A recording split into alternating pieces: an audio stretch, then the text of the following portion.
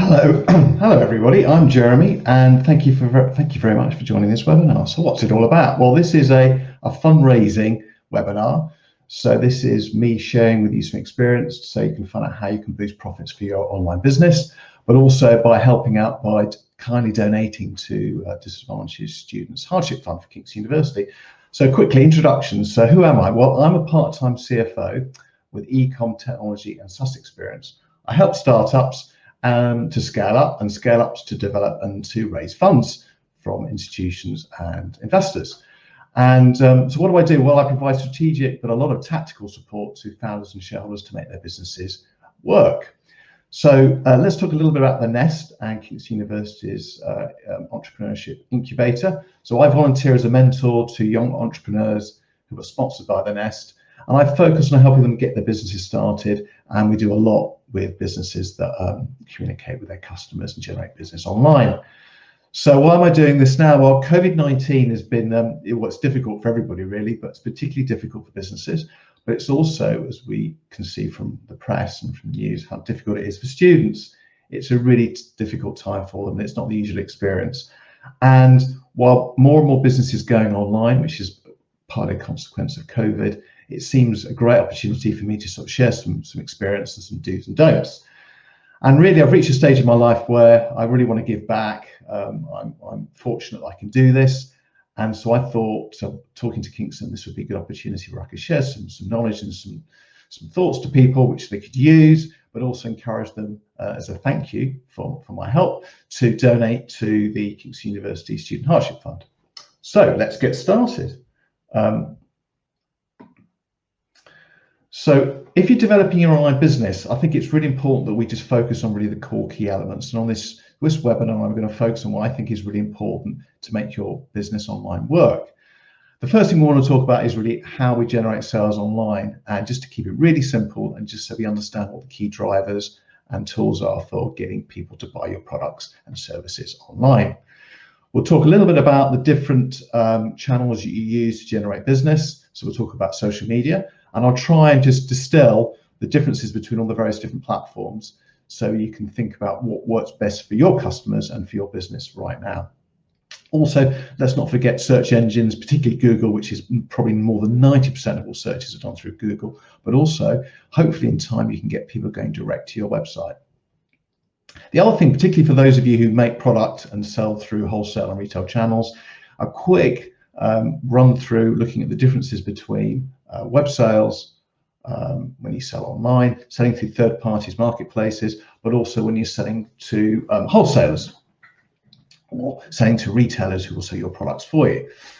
And the next thing is, which is the sort of finance stuff, which of course is really where my background is, and how we model this. So I wanted to just share some of the stuff I've used with clients where they've helped to manage their budgets and really try and determine how they can build and scale up their businesses and control their costs. So it's all about looking at the key measures that you need to focus on to make it all work.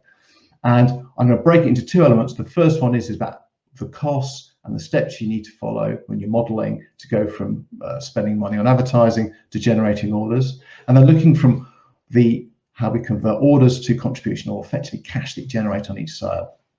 And the last bit, which is really important, is what does success look like? And I think this, again, I'm going to share some stuff that I've used with other clients. The first one is really important to those of you who make stuff and sell products to customers, but it also applies to people selling services. It's really important to understand what it costs for you to deliver that service, what are fixed and what costs are variable. The more you sell, the more your costs are. The better you can understand what your costs are for selling your products, the better able you can set budgets and set strategies to sell more without effectively burning through all your cash. And the last thing, which is, I think, possibly the most important element of all of this, which is really getting close to your customers. So over time, hopefully you start to get an engagement with your customers. Either you get their emails, you're able to communicate through them directly, and then you can share with them great offers, great knowledge, great insight, which will encourage them to come back and spend more with you more frequently. Okay, so what do we need to focus on? Well, one of the measures that you'll hear a lot, particularly if you speak to digital agencies who are helping you promote your business online, is ROI, return on investment. And I think this gets really overly complicated and people just forget really the core principle here, which is you need to make sure that whatever you're spending, you get your money back. And I think the best way to look at this is in terms of what do you make on an order, and compare that with what it costs for you to generate that order and use it as a simple multiple. And I know a lot of agencies will focus on sales, but the best thing to do is think about what's the net margin you make. So if you're making something and it costs you a lot to buy the product, but it also costs you money to manipulate it or deliver it to your customer, capture those costs as well. And if you talk to an agency, they should be able to find a way to track the costs for you so you can determine whether a campaign that you're doing is actually paying for itself. Which leads on neatly to what goes into margin. And I think it's really important that you move away from focusing on sales and think about the profit and the margin that you're making on each sale. The next thing, if we're looking at ROI, all right, so we're going to look at how much we make in an order, but what does it cost for you to actually generate it? So that's the advertising and marketing that you're investing to generate that sale. And what's important here is that we're really clear as to what goes into those costs and what success looks like. Setting targets and benchmarks that work for the business but are sensible and sustainable. And then the other thing that's quite important is to think about the digital channels that are most appropriate to your business and to apply strategies that really work for you. And it's quite possible that it's better for you to focus on less and do it better than try and do everything. And particularly if you spread all your activities across multiple agencies and multiple channels, it can get confused, you can spend too much money, and you kind of lose sight of what's actually really working. So let's move on. Okay, so how do we generate sales online? Well, ultimately, generating a sale online is you selling a product through an online store, which is effectively a website. So if we talk about our own websites, what you need to do is to get people to come and visit your site. It's what we call traffic. And if you're using any of the tools like Google Analytics, they will measure traffic and your ability to, the cost of acquiring that traffic and your ability to convert that into sales.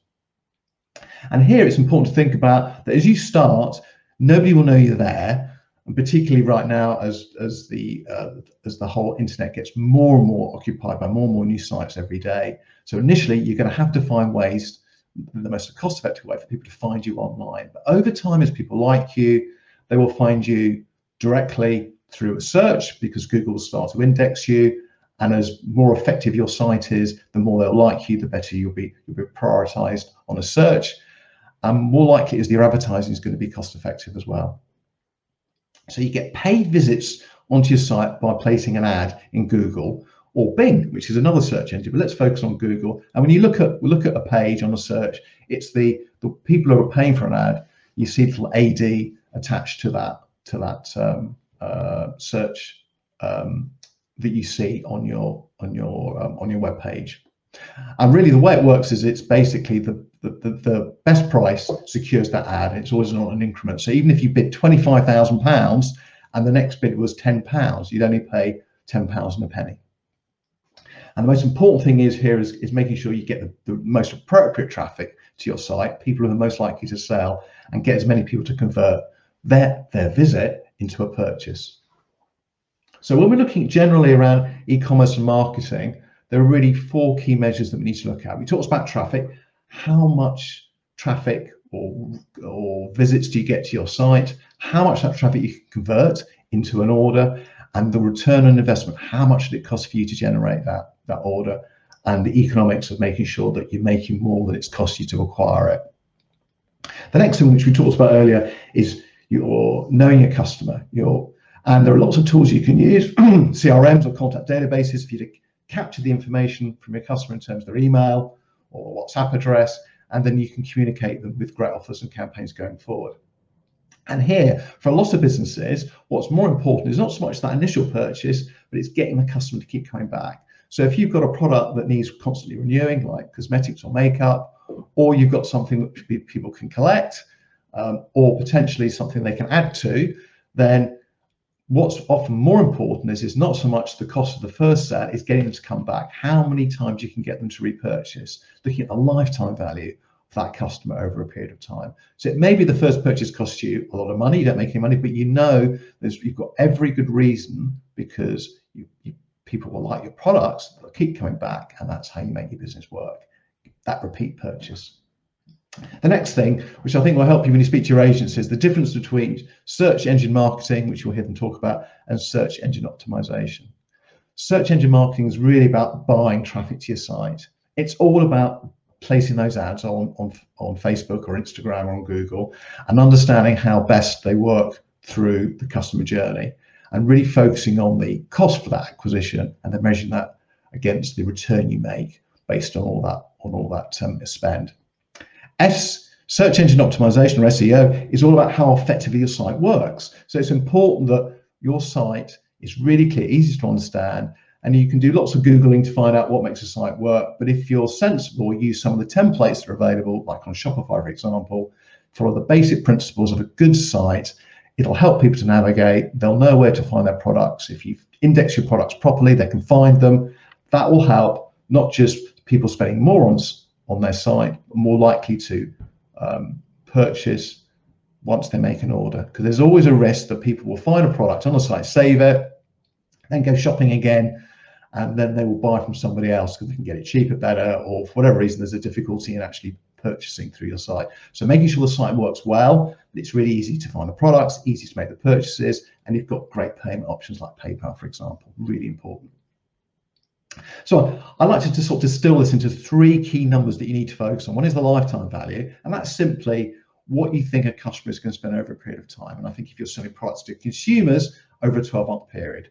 So let's assume that on average you want people to purchase more than, say, 3 times what their average purchase is. You times the 2, apply your margin to it, that's how much money you're making. And we'll talk a little bit more about that, how you can build that methodology to understand what the effective lifetime value is of an individual customer and what you should target. The next thing is, what's it cost you to acquire that customer, or what's it cost you to acquire them initially, but also to get them to re-engage and to purchase again. And ROI is effectively lifetime value over your cost of customer acquisition. If you focus on those 3 numbers, it makes things a lot easier. And the trick is to come up with some measures that give you lifetime value and cost of acquisition in a really simple way that you can use, explain to all your people, and stick to it, don't change it. So even if it's not perfect, over time you can see a trend and you can set a sensible benchmark which will tell you whether you're making money or not. Okay, so a quick 10 minutes just talking about all the various platforms out there and really the different platforms and perhaps how they can best work for you. And sometimes it's better to just keep it really simple, find the most cost-effective channel that you know that is good for your customers, that you know your customers like to engage in, and stick to it, get it working well before you expand elsewhere, because then you can get really lost, probably spend too much money, and then worst case have different agencies working with you on different platforms and you get into a right mess. So try and keep it simple. So starting from left, moving to right, awareness. So if you're on homeware, for example, Pinterest is fantastic. It's a great way to just give people ideas, and it's a great way for people to get inspiration or ideas which then lead to potentially to a purchase of one of your products. Facebook's great here too, and Facebook's also great in generating interest as well, which is, and now we're looking at the likes of Instagram, LinkedIn, Facebook again, and YouTube. And this is where you can perhaps be a bit more targeted about trying to curate your offer, provide a portfolio of great images and great ideas, so you can actually try and control your story better. And this is great for building a brand. And also, if you're looking at retention, maybe a great way that you can create some interest, create some followers, you can then be introduced to your website. Maybe a lot better, a lot more cost effective than actually spending ads on Google. The next thing is about decisions. And of course, we're all used to getting emails. And right now, what I'm hearing from people is that the engagement on emails is much harder than it would have been, say, a year ago. People used to get really irritated, kept unsubscribing. But now, because we're more inclined to buy online, emails get a much better response. But you need to make sure that the offers are engaging, you don't spam people, and you're offering something new and something interesting.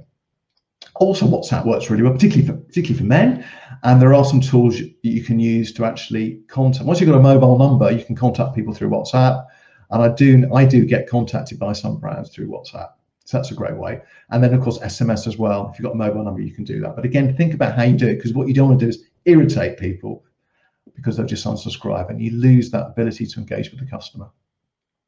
And last thing is about action. That's really all about making sure that people can once you've got them to your store, that you can get them to buy. So it's making sure the site works really well, that you can showcase your products effectively on the homepage and on category pages, and they've got the ability for customers to make inquiries and to engage with you through sign-ups and pop-ups, etc.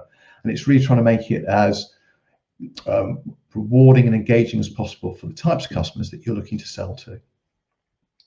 So just some kind of insights that are quite useful for you to be aware of. Obviously, Google's the main search engine, more than 90%, certainly in the UK, less so elsewhere. In other European countries, there are some more successful and more prevalent search engines other than Google that are more, I suppose, language specific to those countries.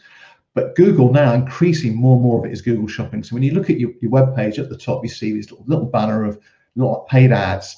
And you can see brands competing with themselves. So they've got a Google Shopping ad for their own product on their own store, and then you see the 4 stores they've sold to on a wholesale basis also selling the same product. So you've got 4 people effectively competing amongst themselves to sell the same product, and the prices change by 2 or 3 pence. It's a nightmare.